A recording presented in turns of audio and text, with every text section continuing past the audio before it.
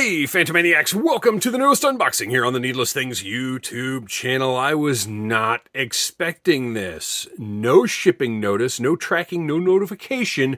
Well, I take that back. No notification from Mattel. FedEx sent me a text saying I had something arriving, and I just couldn't figure out what it would be. And then I got home, and sure enough, King Grayskull, heroic ancestor of He-Man, was on my porch waiting for me. This obviously is the figure that you got along with the Eternia playset, the Masters of the Universe Origins Eternia playset. I will be reviewing that soon, but right now I've got Grayskull in hand, and I'm going to open this guy up and take a look at him because I love Masters of the Universe Origins. I think that it is the best retail toy line of the modern era. Mattel has done amazing things with this line. It has brought me joy every time I've gotten a new item from it. Weirdly, it seems to be winding down just as Eternia gets here, but at the same time, once again, we're at a point in history where an Eternia playset is signaling the end of a Masters of the Universe toy line. And I say the end, they're still doing, or have just launched, the new animated style figures and the Turtles of Grayskull, but I'm not into either of those. As much as I love Ninja Turtles, like if they did just regular Ninja Turtles with this articulation, I'd be into it, but I don't really want Masters of the Universe Turtles. And I know this because I collected a bunch of the WWE Masters figures and ended up selling them all because I was like, yeah, you know, they're cool, but I'm really not into this. But I am really into King Grayskull. Beautiful, glossy print on the back of the package. Great artwork, and of course, the front of the Eternia playset behind him there. And resealable packaging. I love that.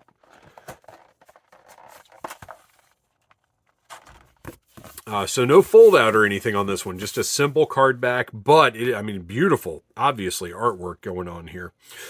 The power of Grayskull. I love that.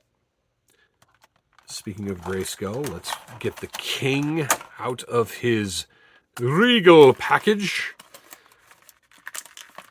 I really like this look for King Grayskull. Why in the world do they have him plastic tabbed into this?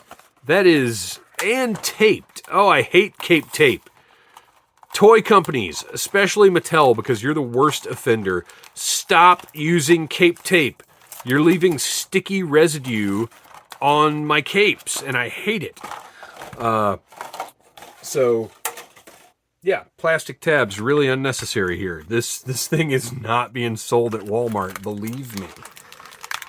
Oh man, and I can't even get to them. And it renders the resealable packaging moot because you have to damage the way that he's in the package to get him out. So there's no, like, if you remove the figure at all, there's no going back anyway. So why even make it resealable?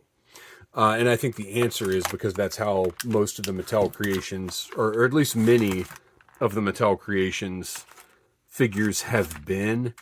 So that's just, I realize this is oversimplifying it, but that's just what they had laying around. All right. I also don't like the push the cape through the tray, but it doesn't seem to be a problem here because the cape is a nice soft goods with a great shape. Look at the shape of the cape. I may hate cape tape, but the shape of the cape is great. Look at that. Very dynamic, very it just looks awesome. And the fabric is nice thick fabric, and look at the okay, so this, how does this work? Because this goes up around his neck, I would think. And there's a little piece of Velcro there.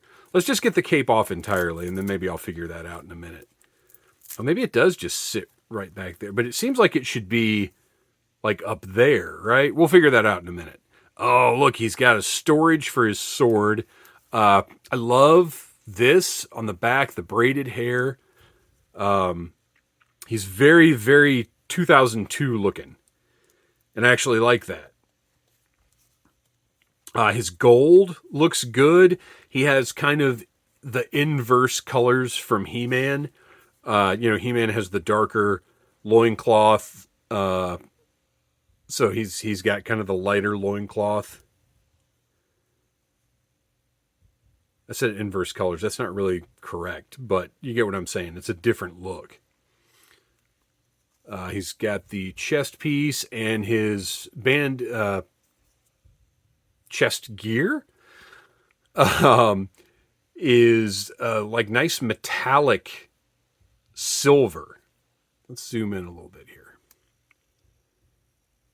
Almost translucent. Is it translucent? No, it just looks really cool. It's a very, very cool metallic finish. I don't know if you can tell or not. I think it is translucent. Let's see. We should be able to pop that head off, hopefully. Hopefully I'm not getting ready to break my $650 figure. There we go. So let's get this off and take a closer look at it, because it's like translucent. That's really cool. I really dig this piece. And yeah, like other Origins figures, he pops apart. Not that I'm going to give anybody else King Grayskull's awesome parts, but nice to know. And it's also going to make that cape a little easier to deal with, I think. So we've got 2 Velcro straps here. And my thought is that they're going to go up here on the shoulders. And actually, this might make that a little easier. I'm going to do this. Get those there. And then get this one over here. It's actually a very clever design. Like, now that I'm seeing how it works. So see, once we've got it in the proper spot, let's get the harness back. A harness, that's the word I was looking for before. The power harness.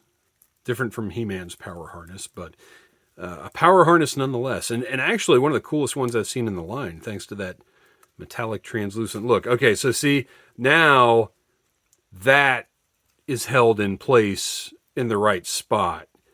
And the head, because the hair was all sitting a little high, it looked weird. But now, look at this. That looks awesome. Much, much better. Yeah. Oh, he's killer. So you can kind of slide that forward even a little bit more. You get the ponytail kind of holding it up here in place. This is just a really nice, soft. It's very similar to Grizzlor's fur, if you've got Grizzlor. He is awesome. That cape is what he needed, like to be up in the right spot. All right, let's stand him over here and take a look at his translucent blue power sword. Same mold as all the other power swords, but in an awesome translucent blue, which goes along with King Grayskull's of the past. And that's going to pop right into his hand there.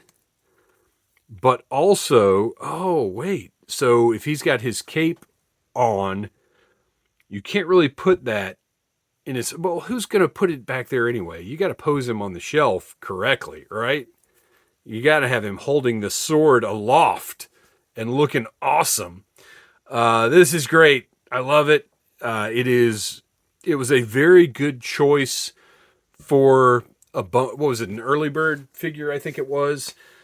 I can't remember if it was an early bird or a stretch goal now. I think it was an early bird, and then they ended up unlocking it for everybody, something like that. But a good choice, because it's a special figure. It's significant to the line. Had a significant role in 2002, and just looks awesome. It feels like a special figure, but is also not just some weird made-up thing that they did. Like, it's actually a character with history and lineage. So there you go. The first part of the Masters of the Universe Origins Eternia playset review.